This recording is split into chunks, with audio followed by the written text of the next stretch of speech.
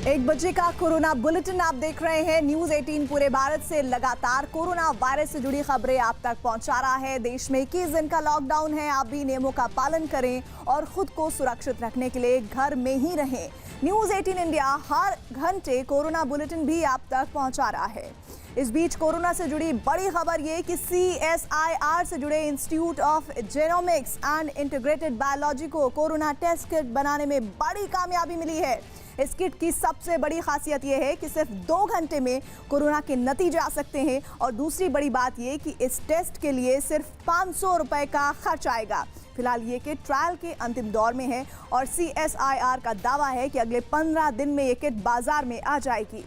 चंदन जजवारे हमारे साथ जुड़ रहे हैं इस खबर पर। चंदन, ये तो बहुत बड़ी और अच्छी खबर के तौर पर देखा जा सकता है।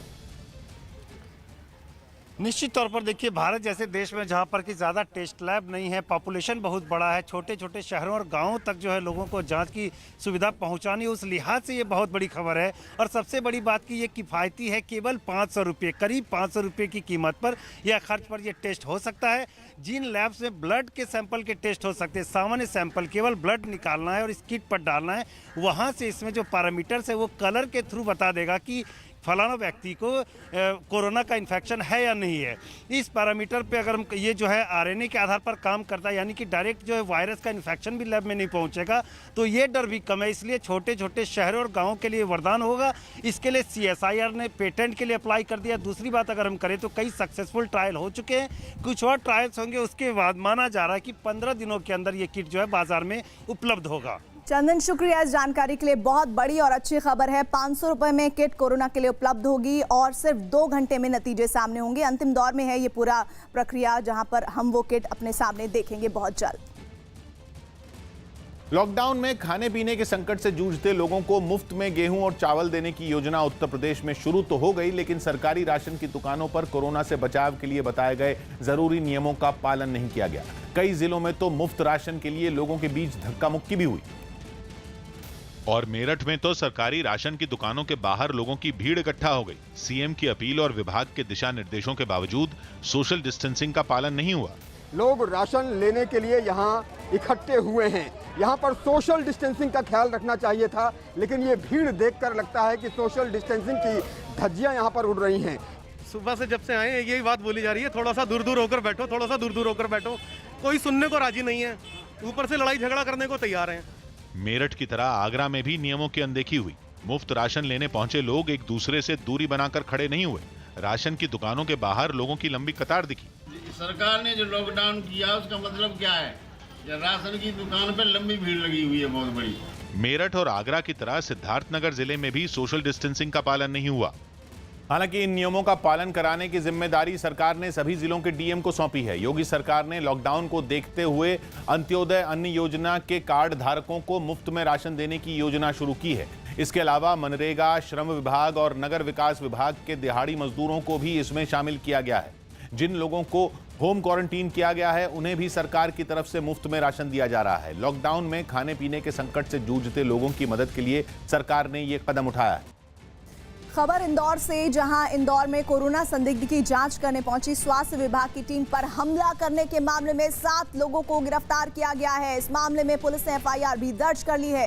एक दिन पहले इंदौर में कोरोना संदिग्ध एक महिला की जांच करने पहुंची स्वास्थ्य विभाग की टीम से बदसलूकी का मामला सामने आया था।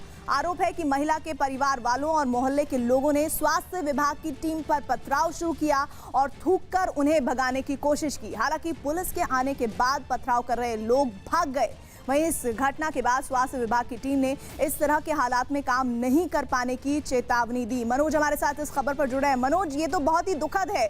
उनका काम है कि जांच करें, लोगों को पकड़ें, सही जगह पर क्वारंटीन के लिए ले जाएं, लेकिन इस तरह का बर्ताव तो कैसे हो पाएगा क्वारंटीन से मुकाबला, कोरोना वायरस से मुकाबला? इसके बाद जो मुख्यमंत्री शिवराज सिंह चौहान ने इसके फौरन बाद इस बात के आदेश दिए थे कि जो तमाम प्रशासन है वो उन लोगों की वीडियोग्राफी के आधार पर केस दर्ज करे। तो 7 लोगों को फिलहाल जो वीडियोग्राफी की गई उस इलाके में जो पत्थर मार रहे थे, जिनको वीडियो में देखा गया, उनको 7 लोगों को गिरफ्तार कर लिया गया और आगे भी पुलिस कह रही है कि आगे भी गिरफ्तारी होगी। वीडियो में एक एक शख्स जो पत्थर फेंक रहा था, एक एक शख्स जो सरकारी काम में बाधा पहुंचा रहा था, क्योंकि ये तमाम कोरोना वॉरियर्स थे, जो कोरोना के योद्धा थे, वो उस इलाके में लोगों की मदद के लिए गए थे। उस इलाके से पहले एक महिला की मौत हो चुकी थी और उस महिला से संपर्क में आने वाले तमाम लोगों की सैंपलिंग करने के लिए ये लोग पहुंचे हुए थे और बाकायदा ये इलाका जो है वो कंटेनमेंट एरिया है, कोरोना के हिसाब से खासा संवेदनशील है, इसलिए ये सारी कार्रवाई की गई थी। जाहिर तौर पर अब प्रशासन और पुलिस दोनों अलर्ट हैं, साथ ही साथ दोनों सख्त हैं और तमाम लोगों की वीडियोग्राफी के आधार पर, वीडियो के आधार पर तमाम लोगों की पहचान की जा रही है और उनकी गिरफ्तारी की जा रही है। जी मनोज, आप लगातार खबर पर नजर बनाए रखें। अमेरिका में हुई एक रिसर्च में दावा किया गया कि भारत में कोरोना के बड़े खतरे की उम्मीद कम है क्योंकि यहां के लोगों को टीबी का टीका लगाया गया। न्यूयॉर्क इंस्टीट्यूट ऑफ टेक्नोलॉजी की इस रिसर्च के मुताबिक जिन देशों में टीबी की बीमारी पर रोकथाम के लिए बीसीजी टीका लगाया जाता है, उन देशों में कोरोना फैलने का खतरा कम हो सकता है। इन देशों में भारत भी है, जहां 1949 से ही बच्चों के जन्म के बाद उन्हें टीबी के टीके लगाए जा रहे हैं। केंद्रीय स्वास्थ्य मंत्रालय के मुताबिक देश में हर साल पैदा होने वाले बच्चों में करीब 97% बच्चों को जन्म के 6 महीने के अंदर ही टीबी का टीका लगा दिया जाता है, जबकि America, Spain, Italy, Lebanon, Holland और बेल्जियम समेत कई देशों में टीबी का टीका लगाने की कोई योजना नहीं है। रिसर्च में दावा किया गया है कि इसी वजह से इन देशों में कोरोना ज्यादा कहर बरपा रहा है और हजारों लोगों की मौत हो रही है। टीबी पर रोकथाम के लिए इस्तेमाल होने वाली बीसीजी वैक्सीन शरीर को सांस की बीमारियों से लड़ने में मजबूत करती है। यही वजह है कि ऑस्ट्रेलिया, हॉलैंड, जर्मनी और ब्रिटेन में बड़े पैमाने पर अब इस वैक्सीन के क्लिनिकल ट्रायल का ऐलान कर दिया गया है।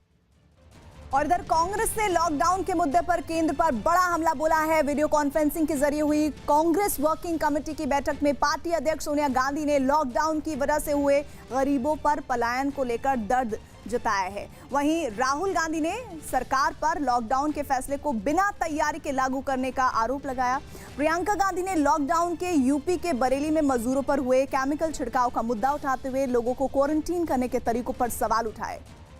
और इस बीच इसी खबर पर हमारे साथ हमारे सहयोगी अरुण जुड़ रहे हैं। अरुण, कांग्रेस लगातार उन मुद्दों को चिन्हित कर रही है जिस वजह से माहौल देश में गरीब तबकों के लिए कई सवाल खड़े कर रहा है मौजूदा स्थिति में।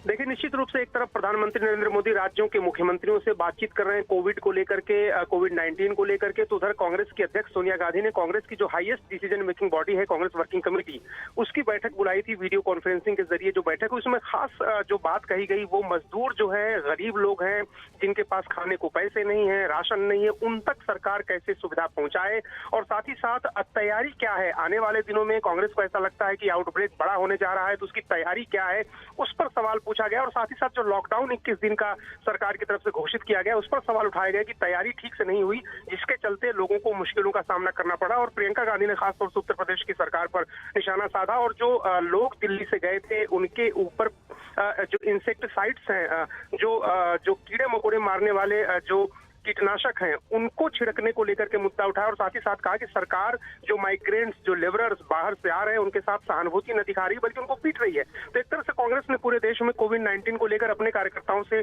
लोगों की मदद करने की अपील की, साथ ही साथ सरकार पर सवाल उठाए। प्रियंका गांधी ने खासतौर से उत्तर प्रदेश की सरकार पर और राहुल गांधी और सोनिया गांधी ने केंद्र की मोदी सरकार पर सवाल उठाए। सवाल उठाना सही है, लेकिन इस पूरे माहौल में कंस्ट्रक्टिव होकर आगे कदम उठाने की जरूरत है, जो सरकार और विपक्ष दोनों को करना चाहिए। बने रहिए आप लगातार खबर पर और आगे अपडेट के लिए आपके पास आते रहेंगे अरुण। देश में लॉकडाउन लागू होने के बाद ड्यूटी पर तैनात पुलिस वाले खुद को कोरोना वायरस के संक्रमण से बचाने के लिए सावधानी बरत रहे हैं। देश के अलग अलग इलाकों में कोरोना वायरस फैलने से रोकने के लिए पुलिस वाले दिन रात निगरानी में जुटे हैं, जिसकी एक तस्वीर दिल्ली और नोएडा को जोड़ने वाले डीएनडी फ्लाईओवर पर भी दिखी, जहां तैनात पुलिस वाले गाड़ियों की जांच करने के साथ ही खुद की सुरक्षा का भी पूरा ध्यान रखते दिखाई दिए। फ्लाईओवर से गुजरने वाली हर गाड़ी की जांच में जुटे ये पुलिस वाले थोड़ी थोड़ी देर बाद सैनिटाइजर से हाथ साफ करते दिखे। पुलिसकर्मी सड़कों पर दिन रात ड्यूटी कर रहे हैं, लेकिन ड्यूटी करनी है तो वो इस तरीके से तैनात रहते हैं और इस बीच वो किस तरीके से अपनी सुरक्षा करते हैं ये देखिए। सैनिटाइजर जो है वो हर किसी को दिया गया है। इसके अलावा पुलिस वालों के हाथ धोने के लिए पानी और साबुन का भी इंतजाम किया गया ताकि पुलिस वालों को कोरोना वायरस के खतरे से बचाया जा सके। इधर खबर दिल्ली से, जहां बड़ा हिंदूराव अस्पताल में कोरोना वायरस से संक्रमित मरीजों का इलाज कर रहे डॉक्टरों और नर्सों ने इस्तीफे की पेशकश की है। इन लोगों का आरोप है कि अस्पताल में पीपीई घटिया क्वालिटी के दी गई हैं। यही नहीं, स्टाफ की संख्या के हिसाब से पीपीई की कम मात्रा सप्लाई करने का भी आरोप लगाया जा रहा है। इसके बाद प्रशासन की तरफ से इस्तीफे की पेशकश करने वाले डॉक्टरों और नर्सों के खिलाफ कार्रवाई की चेतावनी दी गई है। साथ ही इनका इस्तीफा भी नामंजूर कर दिया गया है। अस्पताल प्रशासन के मुताबिक ऐसे डॉक्टरों का कॉन्ट्रैक्ट अब रिन्यू नहीं होगा।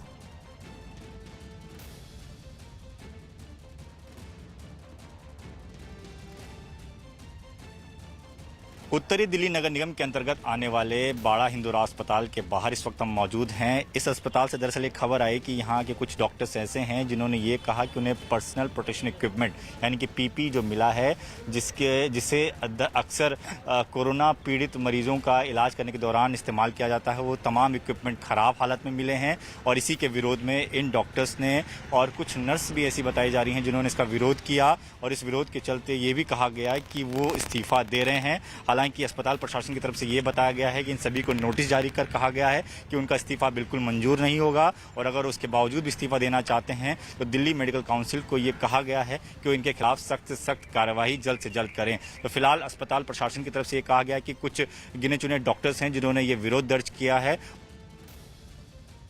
इस समय जब सारा देश इस संक्रमण से लड़ रहा है, आगे बढ़ के काम कर रहा है, आप पीछे हटने की बात कर रहे हो। एक तरफ हम डॉक्टर को भगवान का रूप दे रहे हैं, उनके लिए तालियां बजा रहे हैं, और आप इस तरह के व्यवहार करके या इस तरह की अव्यवस्था फैला करके आप क्या संदेश देना चाह रहे हो? आप उन हजारों डॉक्टर जो दिन रात काम कर रहे हैं उन पर भी क्वेश्चन मार्क लगा रहे हो, जबकि सब डॉक्टर्स अपना घर बार छोड़ के लगे हुए।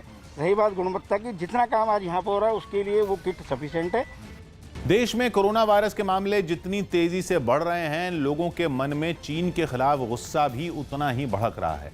भारत में बोली जाने वाली हर भाषा में गाने गाकर चीन को लानत भेजने वालों की इंटरनेट पर भरमार है। जो ढोलक, हारमोनियम और झाल बजाकर कोरोना वायरस फैलाने के लिए चीन को जी भर के कोस रहे हैं। हरियाणवी लोकगीत रागनी गायकों की एक टोली तो इसके लिए खेत में ही मंडली सजाकर बैठ गई। ईसर कोरोने न दुनिया भर की रोक दे रफ्तार, दुखी रह मेरा संसार।